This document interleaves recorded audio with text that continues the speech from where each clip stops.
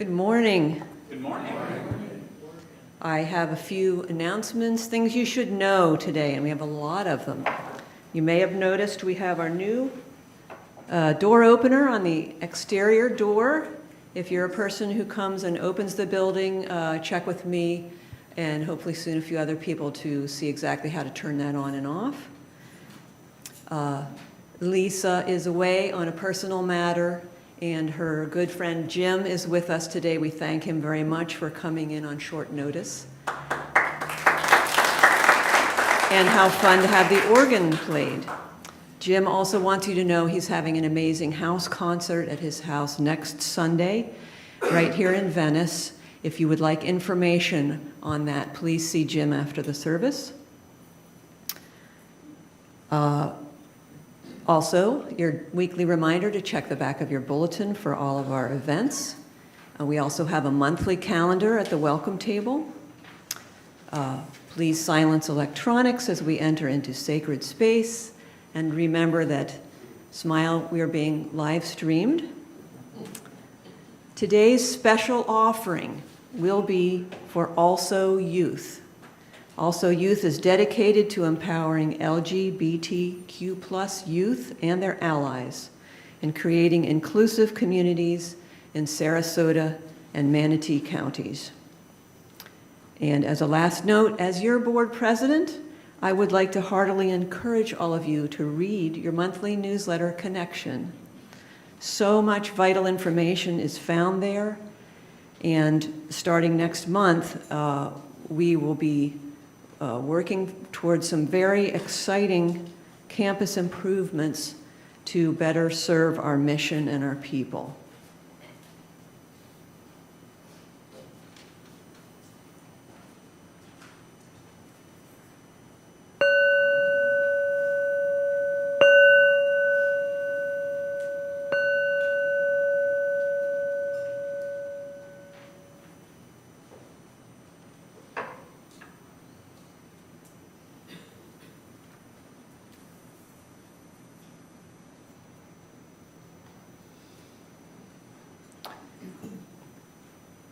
We light the chalice this morning with words from Douglas Taylor, "We carry the flame."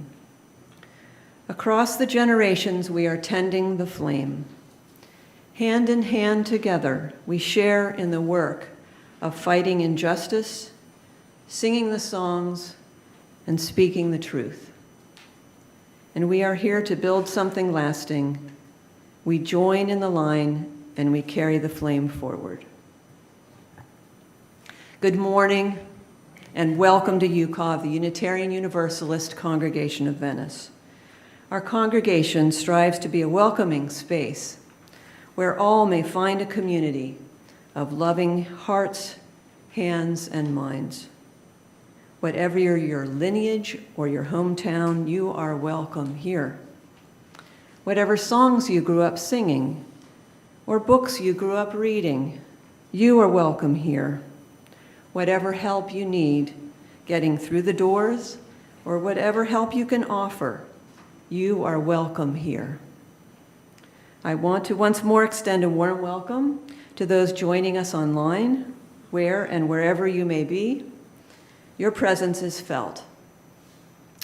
I also want to extend a welcome on behalf of the congregation as we are joined once again by visiting Minister Will Esty, who is, I hear, just as excited to be back as we are to have them. May our time together be a time of rising souls.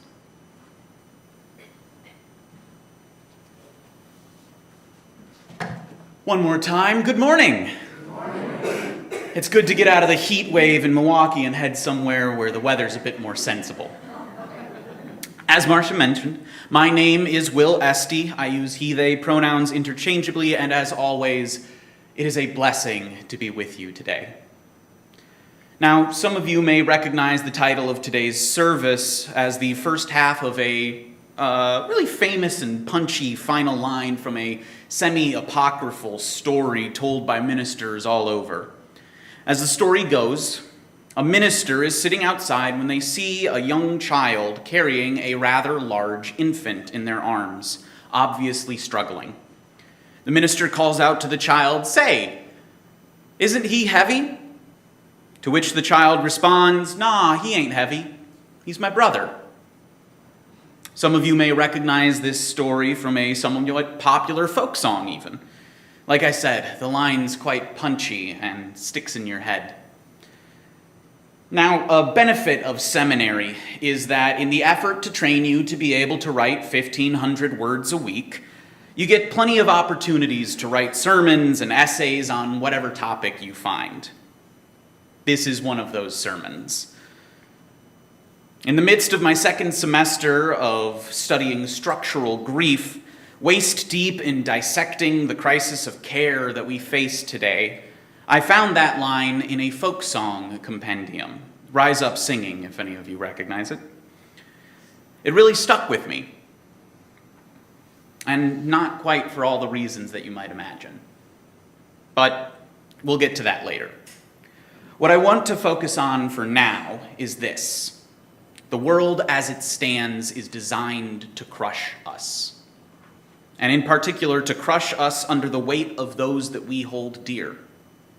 We must not allow this to happen. To allow our loved ones to become that which buries us. But the answer is not to shrink from those ties that bind us. Rather, we must join ourselves to as many of those other interlinked chains as possible, so that the weight of the world may be borne by each of us, and none alone. Welcome to this place. Welcome to this time. Welcome to this day.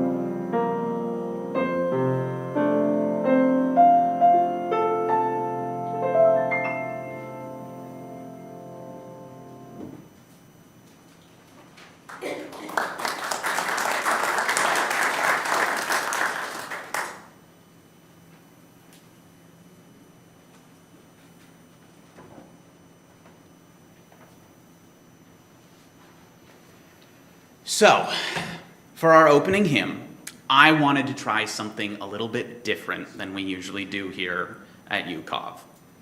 Now, last weekend, I had the immense joy of attending AUM's, the Association for Unitarian Universalist Music Ministries, annual conference, with the keynote speaker being Melanie DeMoore. For those of you who don't know, that's an indication of how cool that is. Melanie is an exceptional song leader who's been doing it all her life, and in her words, she tried to cram as much into our heads as she could over the weekend. Now, one of those is this song, which we are going to learn together, all right? Now, let me make sure that my voice still comes through with the lav. All right. So, this song has a little bit of unison, a little bit of call and response, but where we're going to start is just with this. Nice and easy. There you go. Don't rush it. Good. Now, repeat after me. Everybody here's got a place at the table. Everybody, everywhere, come on in. Try that.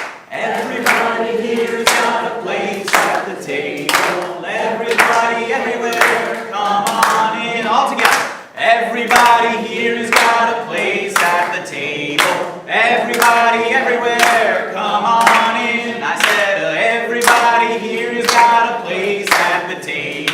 Everybody, everywhere, come on in. Wonderful, wonderful. So we do that 2 times through, and then we go into the call and response bit, okay? All right, let's try that again. So.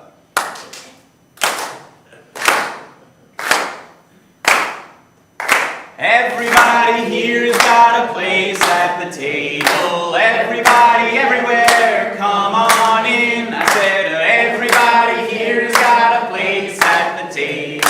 Everybody, everywhere, come on in. Come on in. Sit on down. Glad you're here. Stick around.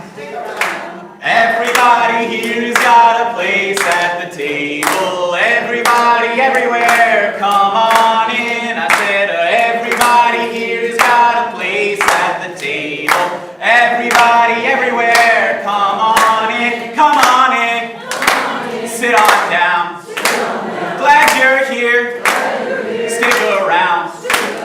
Because everybody here's got a place at the table. Everybody, everywhere, come on in. I said, everybody here's got a place at the table. Everybody, everywhere, come on in. Us and them, you and me, everyone, A to Z. Because everybody here's got a place at the table. Everybody, everywhere, come on in. I said, everybody here's got a place at the table. Everybody, everywhere, come on in. Come on in. Sit on down. Glad you're here. Stick around. Why? Because everybody here's got a place at the table. Everybody, everywhere, come on in. I said, everybody here's got a place at the table. Everybody, everywhere, harmonies, come on in. Well done, my friends, well done. Ah, see, you can teach an old dog new tricks. Oh, thank you, and thank you once again for the ways that your voices help to lift this congregation up. Now is the time of our service when we collect our weekly offertory, and we accompany this with a joke because we believe that giving should be fun. So, a UU choir member dies and, to her surprise, finds out that the Christians were right, arriving at the gates of heaven. St. Peter stops her at the gate before she goes in and asks, "It says here that you were a singer in your congregation's choir." "Yes." "And how many wrong notes did you sing in your life?" The singer pauses, thinks very carefully, and answers as honest as she can. 3. 3 times, fellows, says St. Peter, and along comes an angel and sticks her 3 times in the finger with a needle. Ow! What was that for? Asks the singer. St. Peter explains, here in heaven we stick you once for each false note you've sung down on earth. Oh, says the singer, and is just about to step through the gates when she suddenly hears a horrible screaming from behind a door. Oh my goodness, what is that? Asks the singer, horrified. Oh, says St. Peter, that's just a minister we got some time back. He's about to start his 3rd week on the sewing machine. So that we may one day afford a minister with better pitch, today's offering will now be gratefully given and graciously received.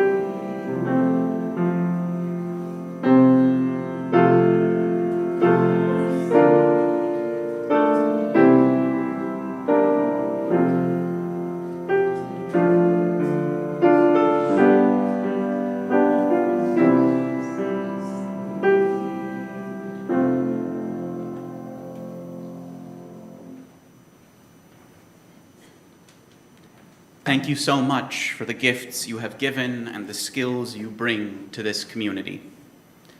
As a community of human hands and human hearts, we come together here as we struggle with life's sorrows and celebrate life's joys. If you have something to share, please raise a hand. Someone will bring you a microphone and we will light a candle for you. I'd like to begin by lighting a candle of sorrow for Lisa. Her husband potentially has a brain tumor, which is why she's unable to be with us this week, as she went down to Colombia to be with him.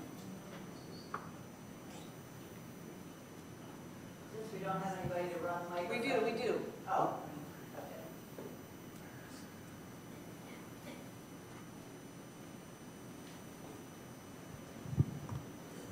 Marcia and I have the great joy of hosting our 2 great-nephews, or 2 of our great-nephews, Israel and Calvin. And because Dean took ill this morning, Israel is helping me out with slides.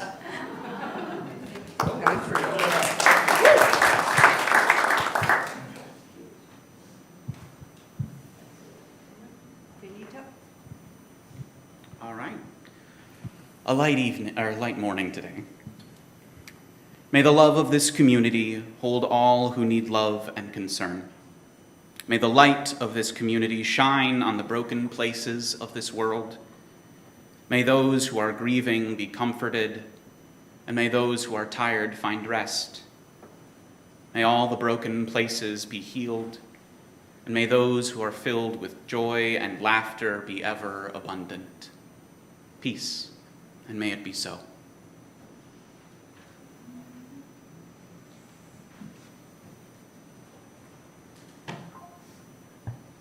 Our first reading is from an interview or a conversation, Capitalism's Crisis of Care, with Sarah Leonard and Nancy Fraser. In Nancy's words, social reproduction is about the creation and maintenance of social bonds. One part of this has to do with the ties between the generations. So, birthing and raising children and caring for the elderly. Another part is about sustaining horizontal ties among friends, family, neighborhoods, and community. This sort of activity is absolutely essential to society. Simultaneously affective and material, it supplies the social glue that underpins social cooperation. Without it, there would be no social organization, no economy, no polity, no culture. Here ends the first reading.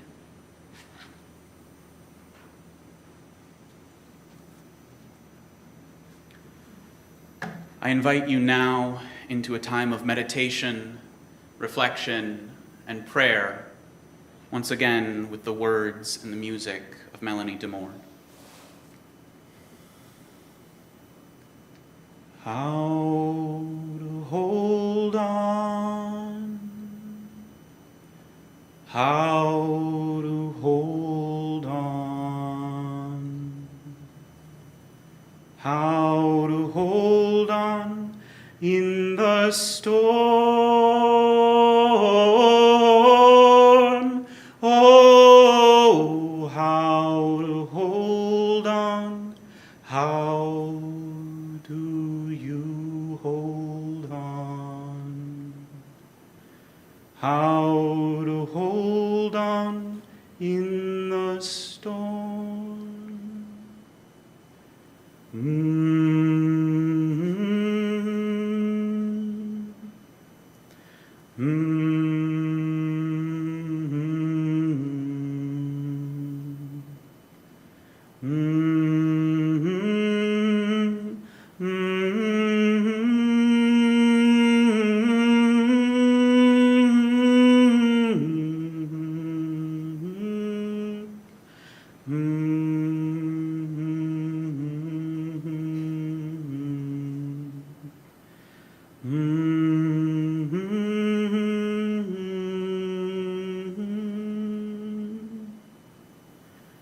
How to hold on,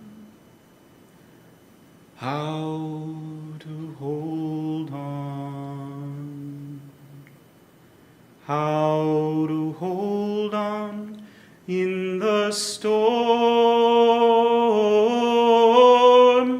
Oh, how to hold on, how do you hold on? How to hold on in the storm.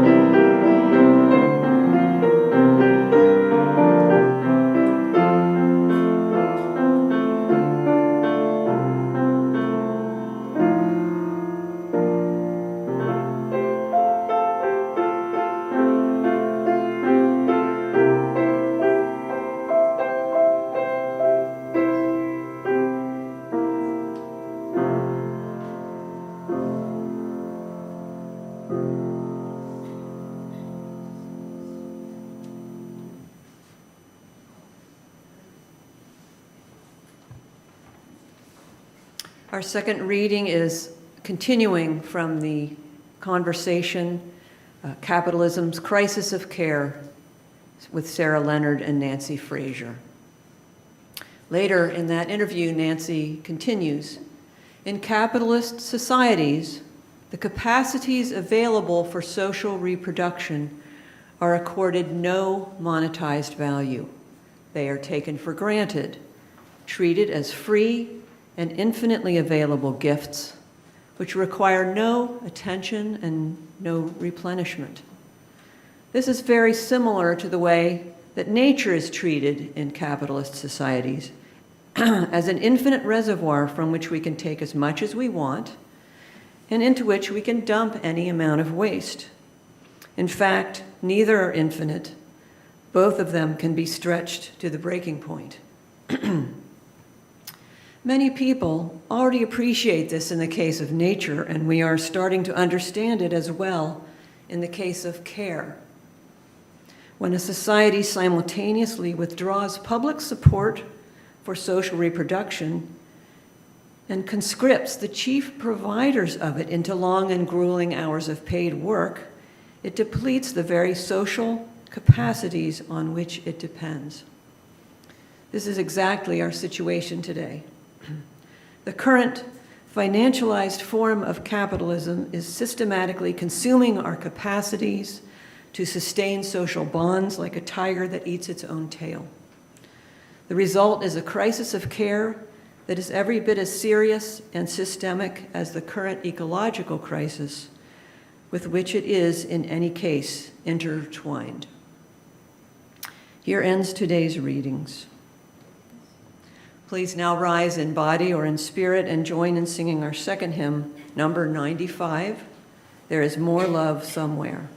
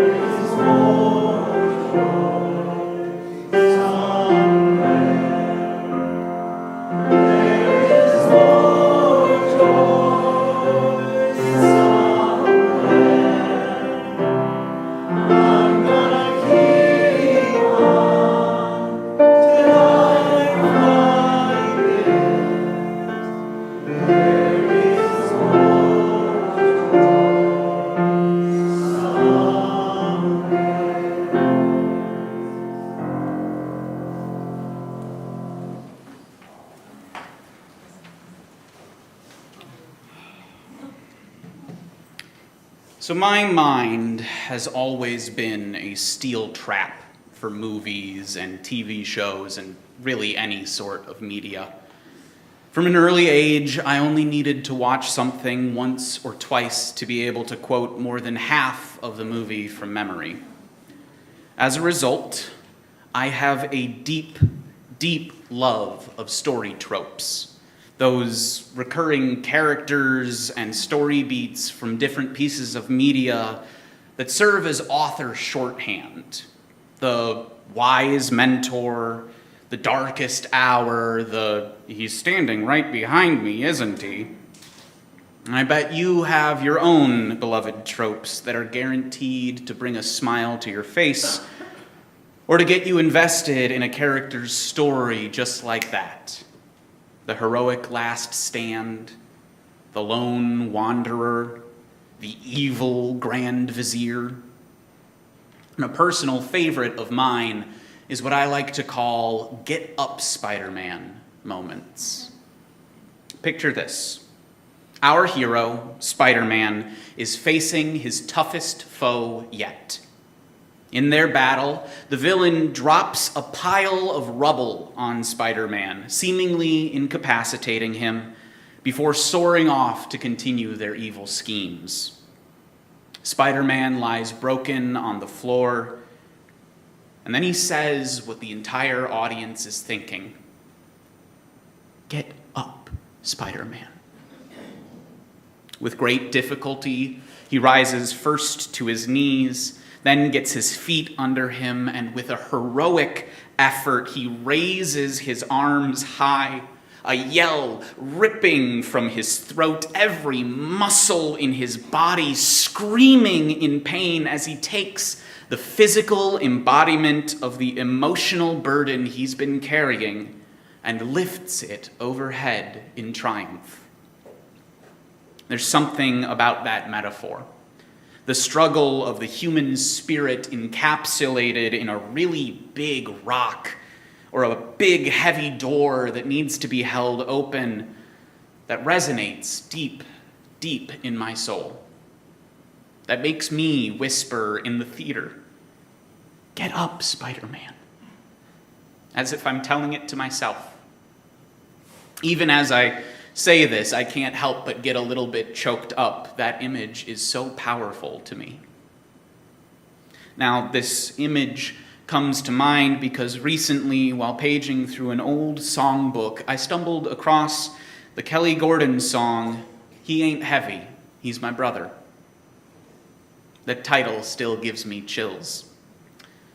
Now, the story behind that title is a little bit apocryphal, but as it goes, a Scottish minister wrote of a little girl walking through town, carrying a baby boy that wasn't that much smaller than herself.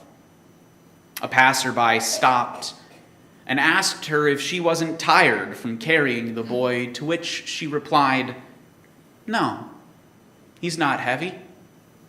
He's my brother." Of course, when I first heard this story, I immediately began bawling my eyes out. Such a beautiful, beautiful line, right? Now, I didn't realize it at first, but something didn't sit right with me about that story. And the more and more I sat with it, the more and more it stuck in my craw. It didn't just feel sweet. It felt saccharine. You know that taste when there's too much sugar in something and you can almost feel the tooth decay. It just kept eating away at me. And I couldn't really figure out why until one night, while I was just washing the dishes, I said out loud and unprompted, "But why does she have to carry the child? Why does she have to carry him? I mean, I can come up with a million possible reasons why the children's parents might be gone or dead or even just innocently indisposed. But why is it that the burden of care, of literal carrying, must fall to the elder sister, despite her own young age? Why does this responsibility fall to one who should be carried herself? And why is it that the only thing a stranger can muster in response is, "Wow, I bet you're tired"? Caregiving is, as the word implies, a gift that we give. I would argue at times the most sacred gift that we can give to one another. It is the truest embodiment of our value of generosity. To give not just those things that are ancillary to existence, but are requirements for continued living. It connects us to the innate fragility of life that all living things know in their bones. When we care for each other in those deep ways, we are giving life in the face of our shared deaths. But to me, that girl is not giving care. Rather, care is being taken from her. It is a less charitable reading of the parable, yes, but parables are not meant to make us feel happy and safe and comfortable. They're meant to challenge us. And so, for a moment, let us not fall victim to the trap of assuming that everything is all right in this child's life. She is the only one she knows who can carry her brother. And her brother must be carried to wherever it is they are going.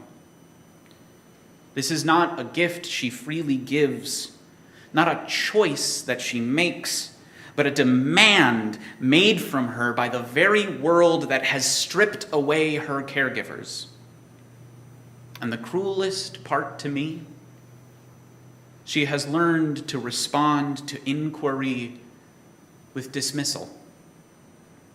When she's presented with the opportunity to name the struggle she's going through, to let that howl of pain and exertion escape from her throat, she denies it. She claims, despite her clear struggle, that he's not heavy, and offers, "He's my brother," as if responsibility could explain away a burden.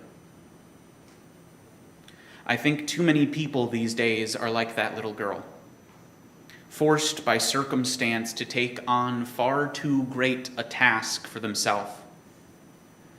I think about the children who have had to become nurses for their parents, siblings who have had to become mom or dad, medical professionals who have to become superheroes. I think of the people who dismiss their own pain, their own burdens, their own struggles because someone else is hurting more. At face, this seems noble. A personal sacrifice of centering someone else. But again, we cannot give what is forcefully taken from us, what is demanded from us by the world. It taints the act of giving. It turns that sweetness bitter, so bitter to the point that only an overabundance of sugar can disguise the underlying truth. That this girl's story might not be a triumph, but a tragedy. And I think of the people watching from the sidelines. The people who seem to see them and struggle and think, well, they must be tired, and wash their hands of the situation. Who refuse to say, no, you should not have to carry this burden, certainly not alone. Please, let me help you, or at the very least, take my wagon for your brother so you do not have to carry him. The people who innocently tell themselves, well, if she needed help, she'd ask, right?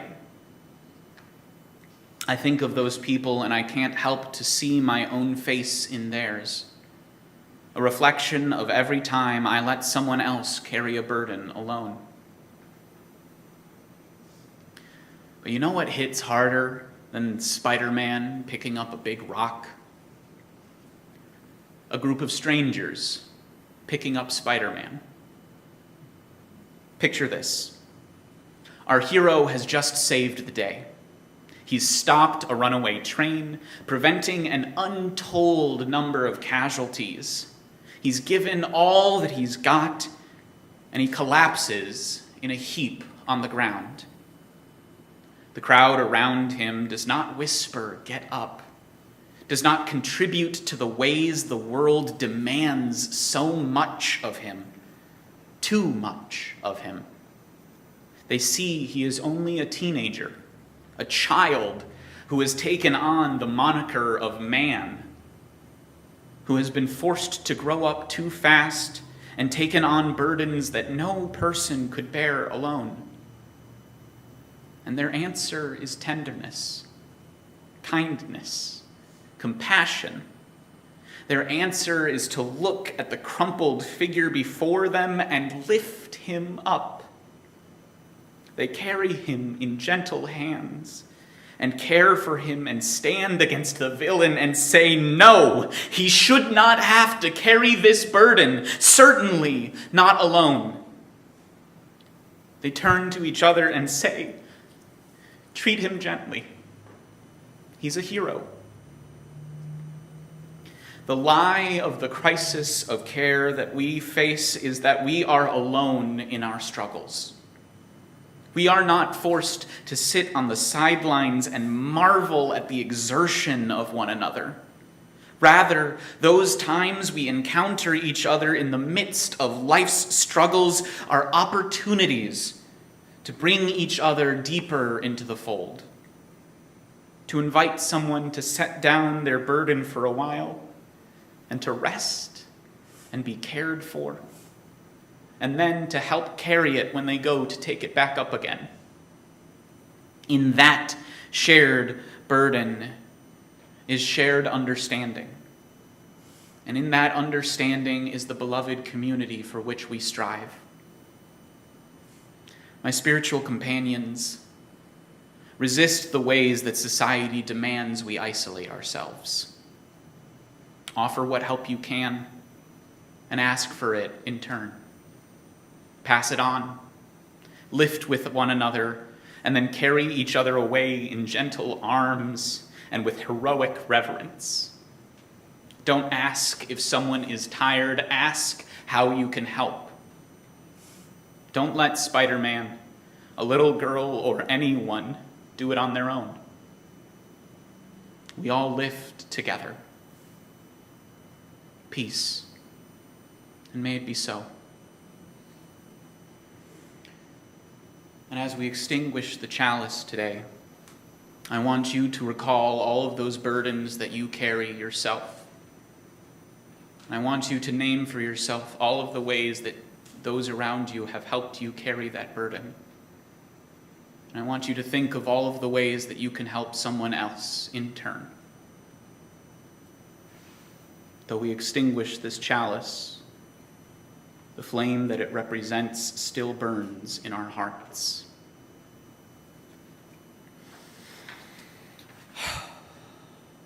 Please now rise in body or in spirit and join in singing our closing hymn. I'm going to lay down my sword and shield. For no more.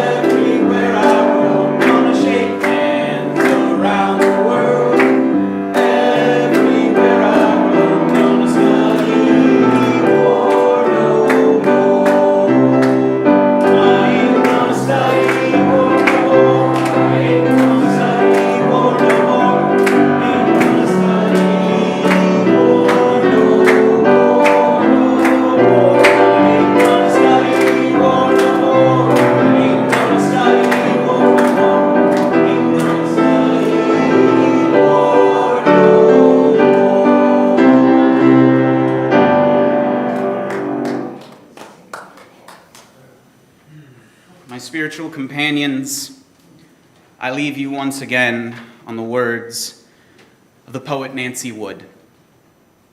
Hold on to what is good, even if it is a handful of earth. Hold on to what you believe, even if it is a tree that stands by itself. Hold on to what you must do, even if it is a long way from here. Hold on to life when it is easier letting go. And hold on to my hand, even when I have gone away from you. Peace, and may it be so.